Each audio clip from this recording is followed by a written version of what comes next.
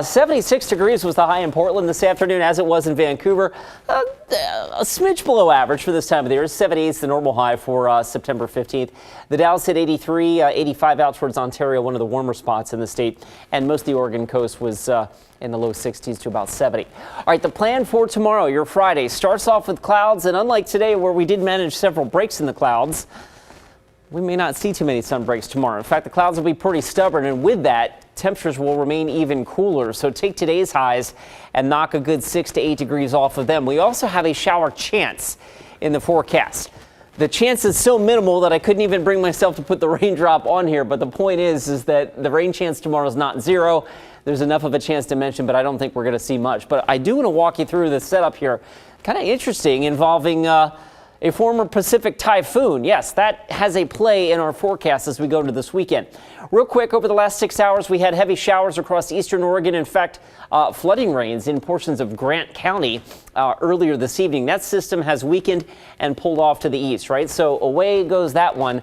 We will look upstream, way upstream, to the remnants of Typhoon Merbok, now working its way into western Alaska with 70-mile-an-hour winds and 50-foot seas. It's not the optimal fishing day in the Bering Sea right now. That system, the tropical nature of it is falling apart, but the energy with it is going to get caught up in the jet stream and drive southward off the Pacific Northwest coast over the next couple of days. So I wanted to show you this.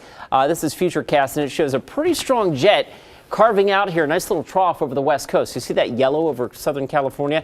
Those are jet stream level winds on the order of about 150 miles an hour. For September, that's a fairly potent jet stream, and what that will do is allow that storm system to dive southward along the Pacific coast and bring some rain to parts of the California coast and maybe even southern Oregon. Let me show you what's going on here.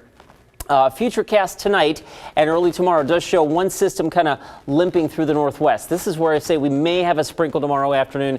We may not. Most folks probably won't. The best chance for sprinkles would be in southern Washington and especially along the North Oregon coast. Outside of that, and by the way, if we do see any rain, it won't be much. Okay, that's the first system. That one's pretty weak. The second one, though, this is where we start to feel the influence of that decreasing Pacific typhoon, no longer a typhoon, by the way, and it carves out a nice little low pressure off the California coast. This is Saturday.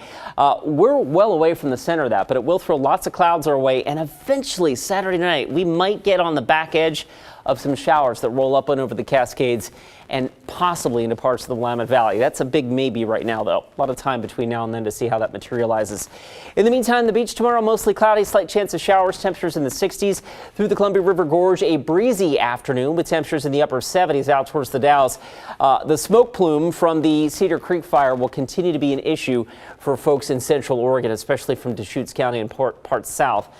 Prineville gets to 71. And up and down the I-5 corridor. We start off tomorrow in the low 60s, and we finish the day in the high 60s. The temperatures aren't going very far, right? We are 1 week away from the start of fall. Fall officially arrives next Thursday. And look at that. And look at that forecast. That's very unfall-like. In fact, the normal average last date for 80-degree temperatures in Portland is September 28th. Okay, so would you believe that it's possible that we could see some 80-degree readings next weekend? That's a little ways out, but second summer, we'll call it that. Thank you, Chris. Goodness, yeah.